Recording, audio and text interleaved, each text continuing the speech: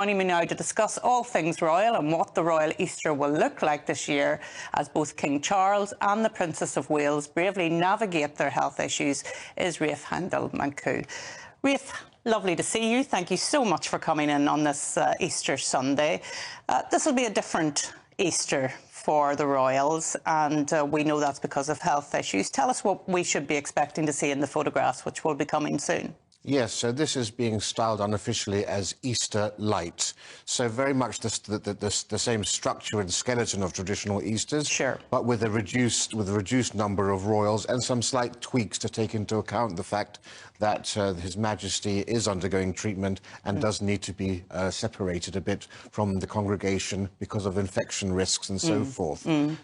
So memories of COVID, perhaps? Memories of COVID. Yeah. Well, actually, it's interesting you mentioned that, because the King will be sitting slightly separate with the Queen, and that does remind us of the Queen in that very same building for the funeral of Prince Philip, Duke of Edinburgh, which was almost 3 years ago, April the 17th. He died actually on April the 9th, so just over, a week or so from now. And yesterday was actually also the Queen Mother's death anniversary, the King's beloved grandmother. So I'm sure those memories will be sort of very much in his mind as well. We're expecting His Majesty to walk from the castle to the chapel if he feels up to it. That's a familiar processional route people will know from the Garter Day ceremony. But the walk back is a bit of a steep climb. So the State Bentley, we think, may be used for that. He won't be accompanied by the Prince and Princess of Wales and their children because, of course, the Princess of Wales herself undergoing treatment. So they're understood to be in Anmer Hall in Norfolk, which is their country house, to give them some privacy where they can deal with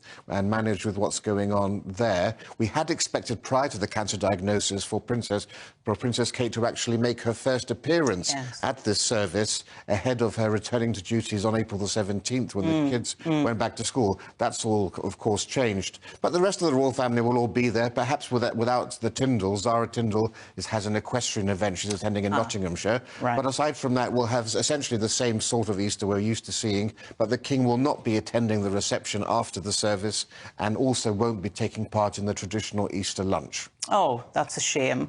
And we always look forward to seeing the Princess of Wales and in her beautiful couture. We always love to see what she's wearing on Easter in particular, so we'll miss that this year. But I think everybody will be so delighted to see His Majesty the King, won't they? Because it's such a key moment, and for him as well, as a Christian, this is a key moment for him. Yes, I mean, this is not his return to public life, no, but it's what they call turning the dial towards the gradual reintroduction, hopefully into taking on more roles. But as you say, for the royal family, Easter has always been hugely important. Her late Majesty and the current King, both people of deep faith. In fact, when the Queen couldn't attend Easter in 2022 due to ill health, that was the first time since 1970 that she had missed Easter, and then because she was going to Australia and New Zealand. The King himself was very upset not to have been able to attend the Maundy Thursday service at Worcester Cathedral. Seeing some shots now from Windsor, Rafe. There we are. So we should now. The Easter Matin service starts at 10:45. Yes. So within the next few minutes, we should hopefully begin to see the entourage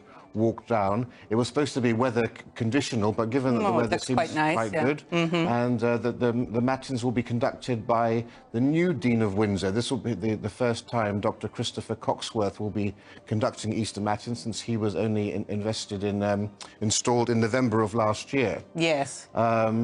So we're going to stick with these pictures because there may be a possibility that we'll see His Majesty the King, which I think a lot of our viewers would very much like to see. And I was reflecting when I watched Her Majesty the Queen give out the Maundy money at the Maundy Thursday service, how important that service was to the late Queen as well. She loved that service. She loved that service, and she started the tradition of having it take place every year in a different location, in a different cathedral.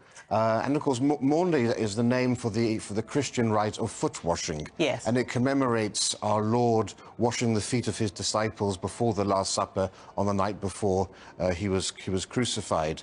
And in fact, it's one of the oldest royal traditions. It goes back to at least the reign of King John in the 13th century, who coincidentally is buried at Worcester Cathedral, where they just had the service. And kings up until the 17th century, King James II, would actually wash the feet of the poor before. These days, instead of that, the service has a large number of people coming to represent the number of years of the King's life. From right across the United Kingdom, because I noticed from my own diocese in Clocker in Northern Ireland, there was somebody there from Clocker, and I think that's a wonderful knitting together, Rafe, isn't it, of the UK, bringing people together. That's so important that you mentioned that, and as the King said also in his wonderful Easter message, you know, his life is to be one of service, not to be served. Yes. And he reminded people that the example of our Lord in serving others should inspire us all around the nation to do that. And so 75 men and 75 women, one for each year of His Majesty's life, were at that service where they received special Maundy coins commissioned for the event, the number of coins also adding up to the sovereign's, the length of his life there. Good Friday, of course. Hot crust buns are made by the pastry chefs at Windsor Castle. Ah, very good. And the Queen, as you know, always observed Lent and never had meat on Good Friday, so she usually had a fish supper of hake. The King himself also, we believe, follows a similar route and also loves his fish. Yeah. And of course, today, after Easter Matins, His Majesty will be missing the lunch, but normally that's a grand affair, a four-course dinner with lamb and all the trimmings there, seasonal vegetables and so forth, and chocolate Easter eggs, of course, which are, many of them are made by the chefs at Windsor Castle. Oh. There are special sugared ones for the adults, and the children get lovely decorated chocolate ones.